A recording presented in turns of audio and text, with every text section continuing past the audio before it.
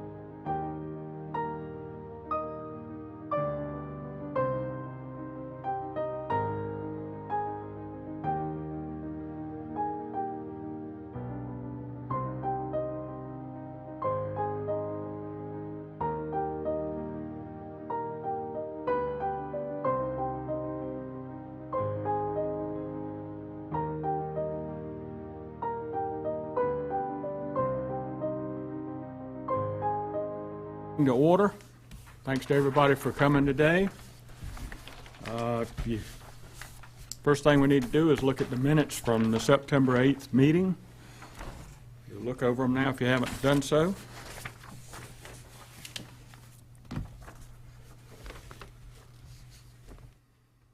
And of course, they moved their chairs, so we couldn't Zoom anyway, could we? You could do, They're on the mic. maybe a full dais, see what that looks like. Jason, Yeah. I can hear you. Move the chairs. It's the back red. Sorry about that, a small technical difficulty. We're good now.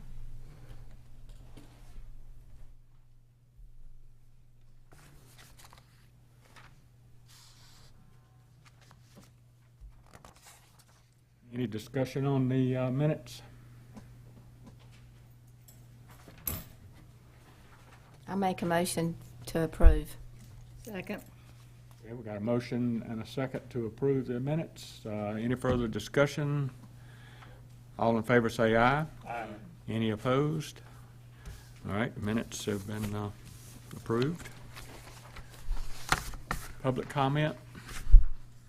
It's a nice change.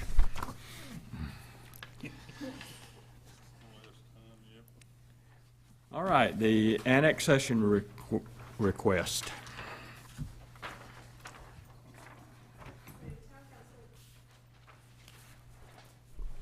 Town Council has requested that the Planning Board review an annexation petition to recommend an appropriate zoning classification. The subject property is on the south side of Tortuga Drive with the following parcel identification number, which is in your packet. A vicinity map is provided for your use. The basic background on this piece of property is that in 2019, in November 2019, a site plan came forward for that mixed-use piece and was approved by recommended approval by Planning Board and approved by Council.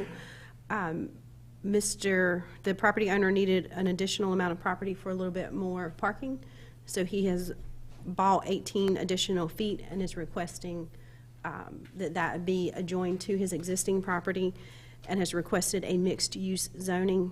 The standalone piece of property does not meet our zoning ordinances, so it would be incorporated in this existing piece of property, and staff is recommending that mixed-use zoning.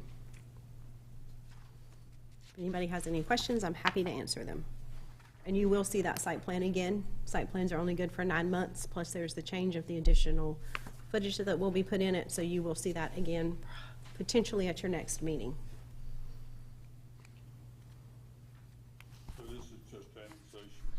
Yes, sir, assigning the zoning for the annexation. Yep, pretty straightforward. And to do with our decision, but you mentioned additional parking. Do we know what? It was a small strip mall is what was originally approved. It had a few different units in it, and this would allow for additional parking. Mr. Riggs worked on that project as well. He may or may not be willing to speak on that tonight. No, it's fine. I was just being nosy. See the strip if they would like to. I'm good.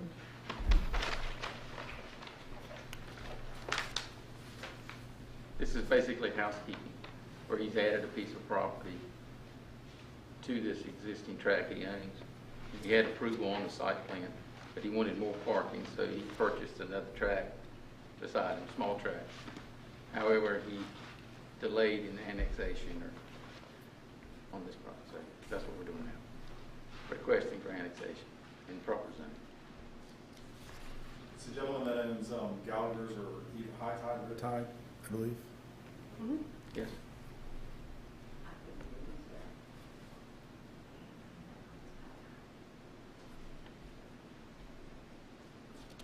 Okay, what's the pleasure of the board? Make a motion, we approve. Okay, we got a motion to approve and a second. Any further discussion? All in favor say aye. Aye. Any opposed? Okay, that one's passed as well. All right. The subdivision for Wellman Properties. So in your packet today is a request for the review of a proposed subdivision. As required by our ordinances, subdivisions larger than 2 acres require a sketch plan review by the Technical Review Committee and Planning Board. This site plan has been provided to our Technical Review Committee. So the site information is on here. The proposed use is going to be single-family, duplex, commercial, and apartment. Mr. Charles Riggs is here tonight and can ask questions, but he is requesting a sketch plan review of the attached site plan. As noted per the subdivision ordinances, any subdivision over 2 acres should submit a sketch plan review to the Technical Review Committee and Planning Board for comment prior to submitting the plan for preliminary plat review and approval. This review shall in no way be construed as consulting an official action of approval for recording the subdivision by the Planning Board as required by the ordinance. The attached site plan proposes a redevelopment of the existing Hines Trailer Park. A zoning and location map is below for your use. This proposal consists of 17 single-family homes, 9 duplexes, which totals 18 units, and a mixed-use building consisting of residential and commercial development. This site would also extend Sunrise Court to the property's northern boundary.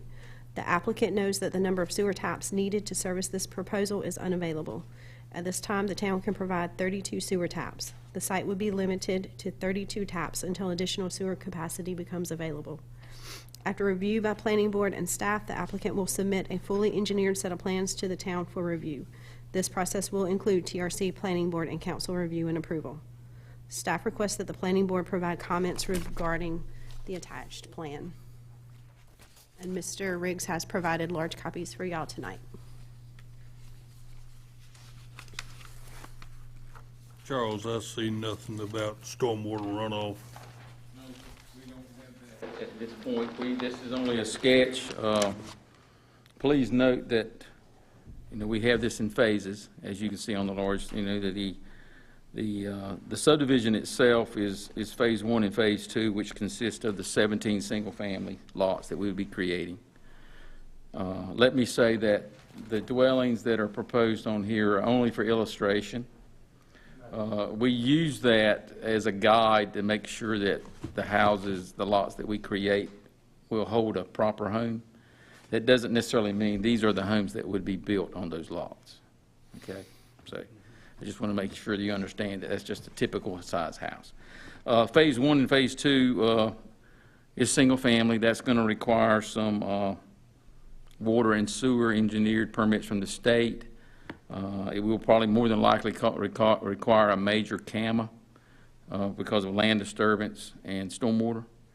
And I'm anticipating being able to use existing impervious surface on the site, historical existing impervious, and replace that with proposed new impervious and create a low-density stormwater permit with the state. I was able to accomplish that at the corner where the marina is located.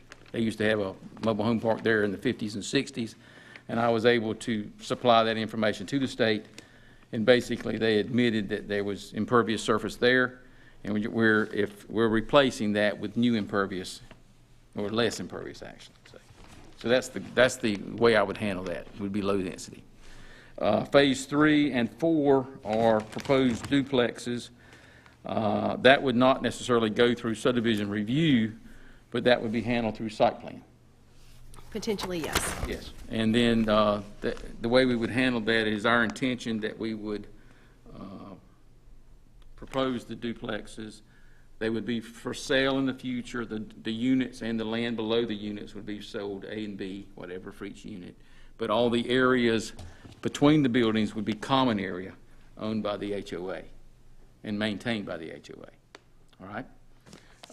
And then, of course, we have Phase 5. Phase 5 is the commercial and residential building on the sound side. At this time, of course, there's not enough sewer for that. But that's just the potential plan that we're showing as a sketch, for this.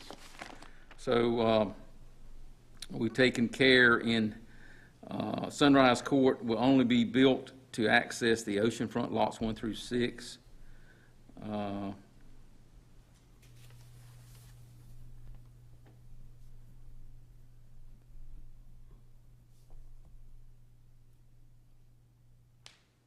Let me rephrase that. That Sunrise Court will access the oceanfront for lots 1 through 11, and we're going to reduce the amount of driveways on North Topsail Drive.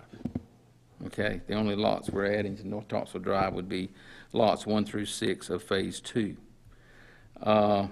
We do show on Sunrise Court a proper hammerhead at the end that would, designed for fire code.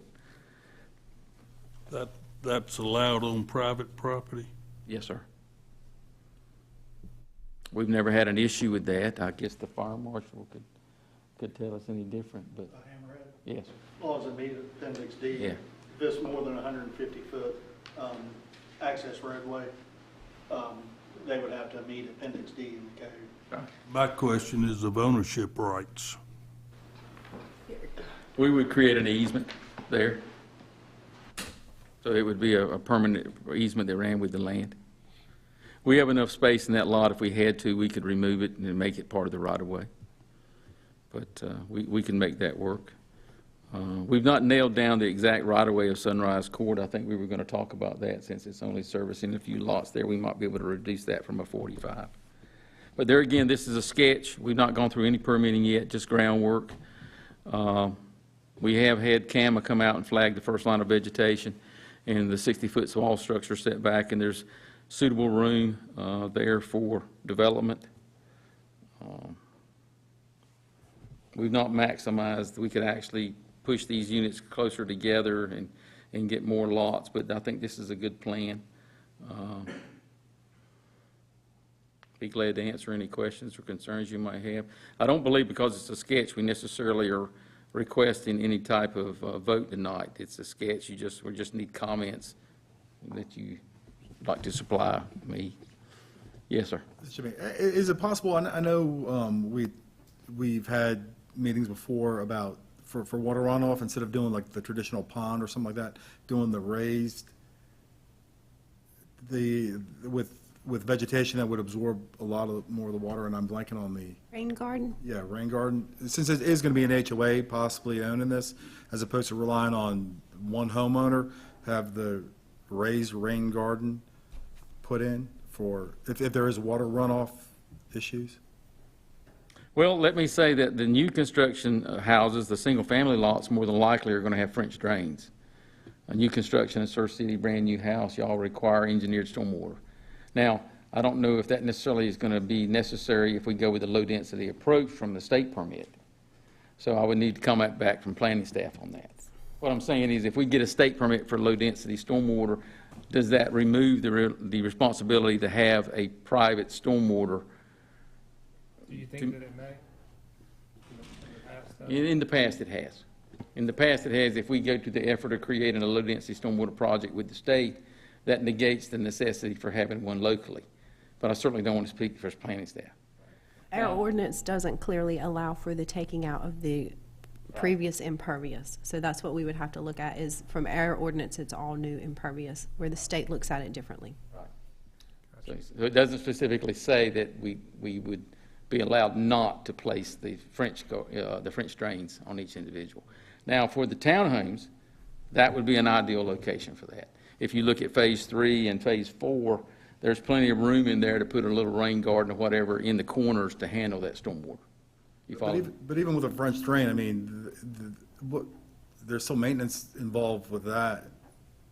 I mean, we are sand, so I don't know how we're doing the French drains these days. It's basically a Okay, the septic French- system. yeah. Easy flow septic system is what I've been using. That's basically it. What you do in the It's not, it's not old rock and, And what you know, sir, what you have is basically you have your impervious surface. If you use the pervious gravel, of course, and then, but your impervious surface would be the house itself. And you gutter the house into a drain. It flows into the ground. It's basically like a septic system. There's a trench dug. It has a layer of gravel below it and gravel around it and sand on top of it. So and it's sized to accommodate the rainwater for a typical storm that would land on the dwelling itself. Based on the area of the roof. Yeah, And it works good. they work. I'm just thinking sand fills up the rock and then it's Right. concrete. Right.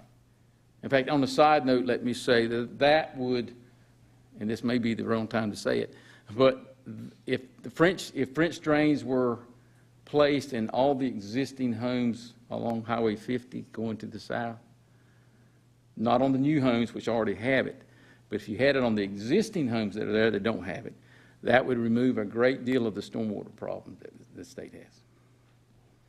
Driveways. I agree. And then, and there could be some possibility through grants or through tax advantages, to help the people that have existing homes, but I'm not, that's just a thought there. So, but your rain garden would be ideal on the other phases. I can't see the rain gardens, if we have space enough to handle it on the single-family homes. Okay. And let me say on the sewer, was it 32? Okay, I was thinking it was 35. No, 32. There goes your commission. Yeah. We'll double check that. So this is basically just for you to review, give comments. I know you're concerned about the type of homes they're going to build. And the same house, Dave does build a house. It's actually the Aubrey is the name of it. He should rename it the Wellman. But like I said, I'm not saying that he's going to build this on every lot. Do you think he's going to? No, sir, I do not. I think there may be some lots being, proposed to be sold. Is he purchases, or he just trying to see what he can do? It's under contract. Okay. We also are providing a beach access along the northern property line, if you'll notice that. We have surveyed this. We've been around the whole piece. There is a Phase 6 that goes out towards the waterway. We don't show any development on that at this point. There's an island that's out there that has access. In fact, the access to that piece of property is actually by Miss Arlene Yow's old home, if y'all recall where she lived along there. Yes. One level on pile. Yes, ma'am. That's right. There's that street right there. Is there another trailer park right next to this one? Or does it go all the way to surf condos? North of it. There's one just, well, the one to the north of us is, I think, that's Egret Landowners and Pelican, so I think this handles all the mobile homes out there.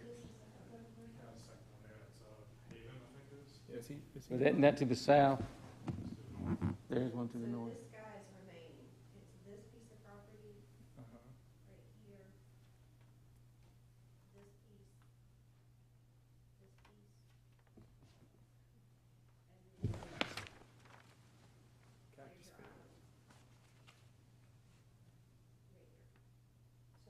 be left again? The final face that they don't have anything on is this big chunk of wetland water. Has this island here. No, I'm talking about what mobile homes would be left. Oh, sorry. Let me. These right here, Pelican Watch Landing, would remain. Looking at the GIS on that, it looks like some of those encroach on this property. Does the town have any responsibility there? I would say that when you're looking at the GIS, based on the curvature of the earth and the overlays and all the fun things, that things often look like they encroach that may not, if Mr. Riggs has not shown an encroachment. Yeah, I'm not aware of an encroachment at this I'm time. thinking of setbacks, not in. They Oh, yeah, there's a probably good chance of encroach, that. Yes, Yes. into the setbacks. But I'm not aware of any dwellings within the property line, but more than likely there are some within the setback. So Pelican Watch won't be bothered by this. Oh, no, ma'am. Amy, is the island behind Miss Wagner's property? Do you remember Miss Wagner? It's behind 613, so it's between 611 and 613. You can't see my finger. This road right here, there is an easement through there, it's shared between the two properties, isn't it, Mr. Riggs? There's an access easement through there that goes back and accesses, this portion of the island, and then the other highland further out does not have an. That's adjacent to the intercoastal waterway. That is supposedly a passable road that a tractor can go on because it goes out there and mows every now and then, and we get lots of calls. And we go look at it. So what you have before you today is just a sketch, our thoughts. Just want feedback from you, any comments you might have, but we will be moving forward with the preliminary plan on the first two phases, which would include, like I said, permitting for water and sewer and stormwater and erosion control, and possibly CAMA, depends on how they want to handle that. I have a concern about the driveways Okay? at the intersection of Shell Road and Highway 210. Right. There seems to be a lot of stuff going on there. We actually have, okay, in phase 3, and we've tried to take that in consideration. If you look at phase 3, we only have 2 driveways. Right? Okay. And then on phase 4, we have 2 driveways also. So we've reduced and we have 2 driveways because we want to have access fire. You know, you need to have 2, a way in and a way out. I mean, you know, for fire. And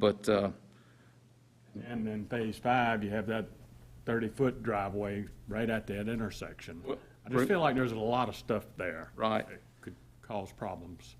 Well, I mean, we tried to move the driveways on phase 3 and phase 4 as far away from the intersection of Shell and 210 as we can, okay? Now, remember those two, phase 3, 4, and 5 would go through site plan review. So you'll see that through, you know, the planning board and council again. That's going to be TRC and everybody. So that, we've not spent as much time on that, but we are showing we're intending on having that many driveways. Yes, sir. Gravel. We haven't decided that at this point. Seems like to me it'd be better if the driveways, you got 2 of them that are kind of like this. If they butted each other, it'd be safer. We could possibly arrange that, but, you know, you can see that we're limited in our building area on those 2 triangles. And if we're not careful, we don't want to place our driveways in too narrow a location. Like on phase 3, you know, if we move that one down some, we could probably accommodate that, but we'll take that into Think about consideration. when Oh, you're- yes, sir. Oh, yes, sir. And let me also say that's going to be, well, I guess that's a town street there, but DOT may have some feedback on our driveways, how, you know, close they are to 210, to North Carolina Highway 210. And let me also say on the driveways for phase 5 for the commercial and residential, that was pieced together, and we realize that's got to be evaluated during site plan review.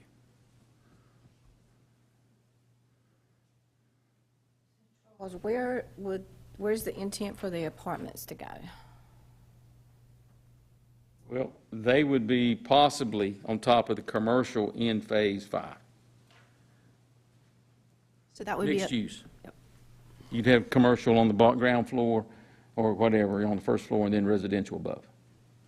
Just trying to have a blend, mixed use allows us to do that. So that would be nice to have, they would be nice apartments viewing the sound, so. So I don't have a mixed-use definition. It's A or B. We don't allow mixed-use buildings in our mixed-use zoning at this time, so that is something that we would have to work on the ordinance, but that portion is a ways out.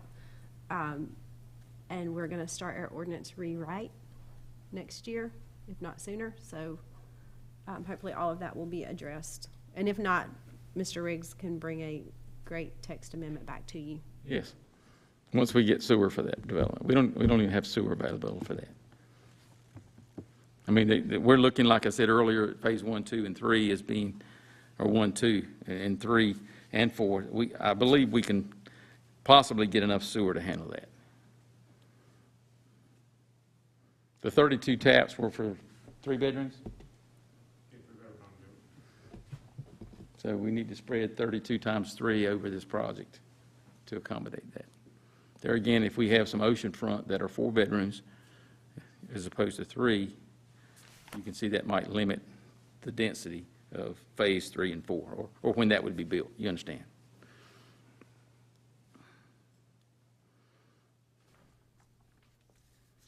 We don't even have a name for this as at this point. You can see it's just got Wellman's Construction on the title. So we are in the very preliminary stages. But I like getting it out there up front.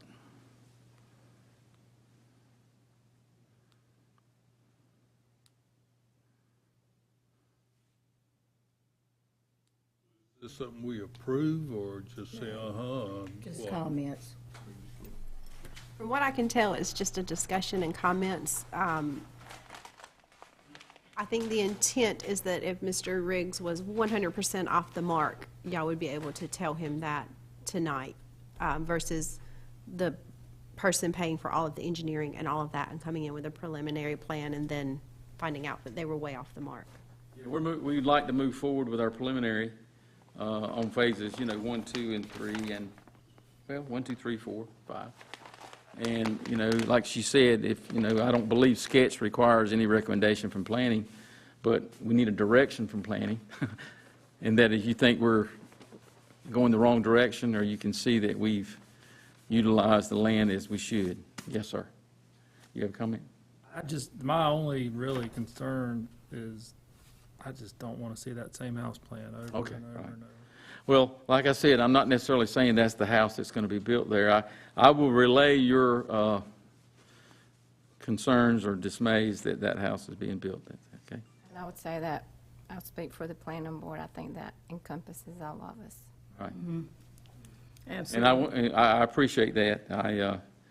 When I design these plans, I don't always look at I'm more on the ground looking at the design as opposed to the architectural view of the dwellings themselves. I certainly like the fact that the majority of this is single-family. I mean, that, if you gotta use it, Condos. I'd rather it be single-family than, Right. in the beginning. It just looks awfully busy from there back. From the From, yeah, single family back towards the sound. yes, toward 5. Would there be any concerns about parking in those areas?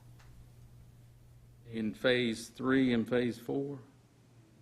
I don't believe so. I mean, we've got a great deal of open space. I usually try to show the vehicles on my plans, and then there's plenty of room to park here, and there can be additional parking in the rear or whatever, but there's more than enough room for parking. I think staff would have a bigger concern with the oceanfront homes since they're only 7.5 foot off the right-of-way. Making sure that those homes are either open so that you can actually park underneath them, because we have a lot of homes that are 7.5 feet and the cars can't actually get under them or whatnot, so there's not really designated parking on the property. So that's something that would be discussed during the review phase, because they have to have at least one parking space. And oceanfront tends to be rentals with more cars. And I was going to say, the homes that are shown have typically at least 3 spaces. Again, The homes that are shown on this plan, which is only a guide to make sure a house will fit on the lot, have at least 3 spaces underneath. There's an elevator shaft on one side in the back corner, but there's always 3 cars that park there.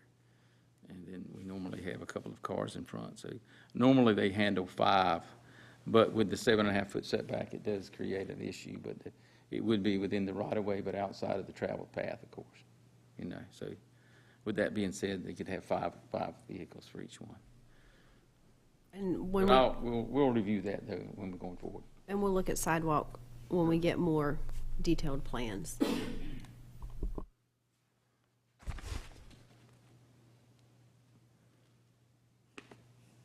Sidewalks have to go within the property boundary or outside on the street right away? They can go in the street right of way if the right of way is sufficient to allow separation. If they Also go on the avoid private, utilities. and if they go on the private property, they need to go with a pedestrian easement, needs to be shown on the plat. Next to the bike path.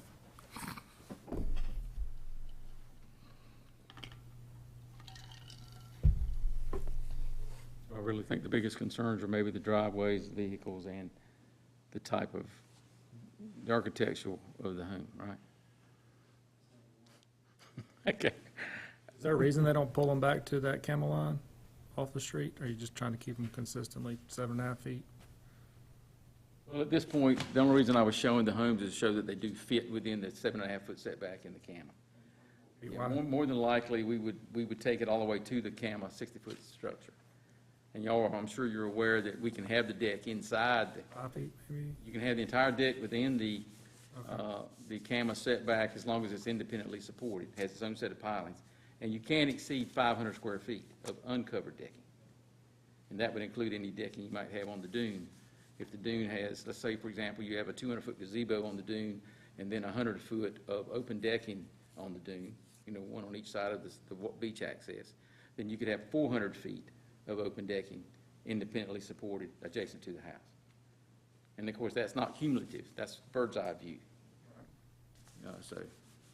So there is more space available for that. So most folks do that. Most folks have their oceanfront deck uncovered, and then they push it into the 60-foot CAMA setback, and that gives them more space for parking up front. Less for taxes, too. I'm sorry? It's less for taxes because it's not adjoined to your house. I wasn't aware of that. I thought they were taxing you if it was on the lot itself, They are. as opposed to attached to the house. If it was attached, it's even higher. What they normally do, I guess they leave about 2 inches between the independently supported deck and the house, and then they slide a 2x4 or 2x6 in there to fill the gap. But it's not actually attached to the house. It just fills the gap. Is that correct, Mr. Ward? So.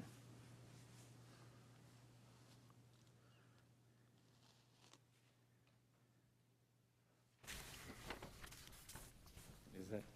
Thank you. Thank you. Other comments?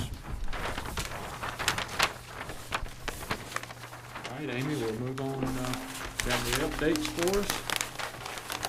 So last month, I told you that the car wash wasn't coming in front of the Harris Teeter. We sent them their money back, and 2 days later, they resubmitted their permit and have decided that they would like to come to the fair town of Surf City after all. So we have reissued the building permit for the car wash in front of Harris Teeter. So that's coming on. What do we need? How many car washes we need? The prime piece of real estate in the town is the car wash. You know, I can only approve what the ordinance says is allowed. You know, we have a couple pet stores too. On November 14th, the East Coast Greenway Feasibility Committee will be having a public meeting, so if you want to come and see the proposal for the East Coast Greenway from the Onslow County line to Country Club in Hampstead, they'll have that here. The engineers that are completing the feasibility study will be here. There's also a feasibility study being done out of the Jacksonville MPO that will be the Onslow County portion of the island going up that way. And the DOT is also looking at a feasibility study for the multi-use path coming off of the bridge and going all the way down to Topsail Beach. So hopefully one day, we will have a multi-use path on the entire island that's connected. So those 3 feasibility studies are underway, with the November 14th East Coast Greenway meeting being here for our section of it. Other than that, we're moving along, building houses, and about it. We have a couple of restaurants I think we talked about last time. Chug and Grub has submitted some things. We're working on their architectural. They have not actually submitted site plans yet. That building is big enough that if they submit, it will come through y'all for site plan review. And then there is a proposed restaurant on J.H. Batts that will potentially come through here. I haven't gotten the final size. If it's less than 5,000 square feet, it's a staff level review. If it's more than 5,000 square feet, it comes through y'all. That's about all I have. I've got a question on the car wash that's going up right now. So the pond that would fill up before is not filling up like it used to, but it looks like they have a concrete waterfall going into that area. I will look at that. That is part of their stormwater plan, which is permitted through the state. But I can look at what you're talking about so that I can better answer. 4 foot wide, and it looks like it's going to be everything, if we do get a Florence again. Like an overflow Yeah. into it. I can look at it, but that is through their state stormwater permit, so I don't review those. Was anything going in the front, or is that a lot in the front of that? Where the water would sit In front of the before? car wash, that is a permitted state stormwater dry retention basin. So it is to remain.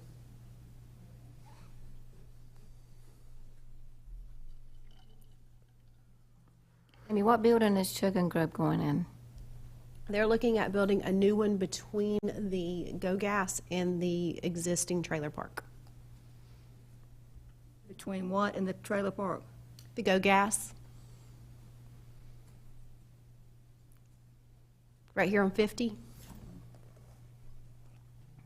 So when you mentioned that we have pet supply companies coming, I've gotten a lot of comments that we don't need 2 pet stores lately. that's not really my concern. Who approved the exterior of this building out here? You did. You were going to say that. Well, And it doesn't look anything like what you approved because we're not there yet. Thank you. So there is a lot of dressing up to do. So when that building started coming up, I called Gabe down in Texas and said, Gabe, what are you doing? They bought the generic metal building package, and then there are facades that are going on there that will make it look like hopefully the package that you remember seeing in your package. But yeah, so that is just the whole building. That is not what it's going to look like.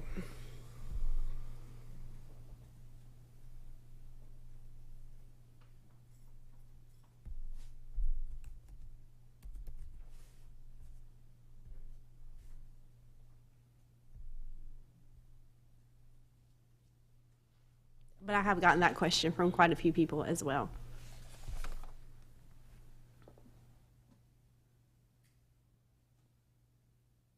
Just gonna see if I can find it for you real quick.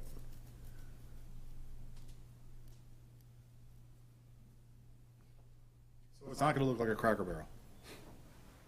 It's not gonna be brown. But my understanding of the ordinance is that the large-scale metal building appearance is not what the town wants, and that we want a more coastal feel.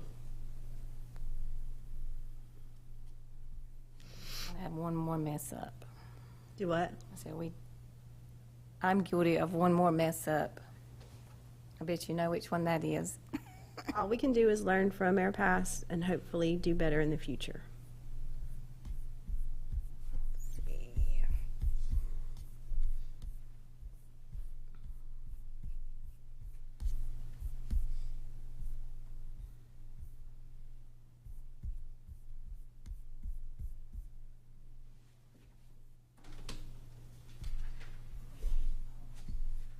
Any other questions?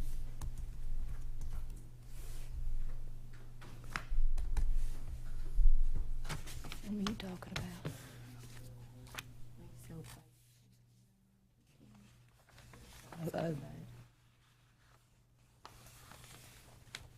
All right, any more updates? You're done? That is all. Okay, thank you, Amy. All right, Make a motion. you make a motion to adjourn. Do I have a second? A second. All in favor, say aye. Aye. Any opposed? Thank you, everyone.